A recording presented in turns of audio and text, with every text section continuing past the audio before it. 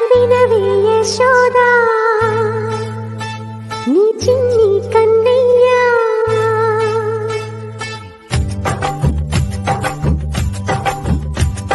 వినవే యశోదా నీ చిన్ని కన్నయ్యా చల్లలమ్మ పోతే మధుర పురాణ గిరి పొదలో దాగాడే నా పైతలాగాడే విరిసిన పూమాలగా వెన్నుని ఎదవాలగా తలపును లేపాలిగా మాలా పరదాలే తీయక పరుపే దిగనీయక పవలింపాయింతగా నేలా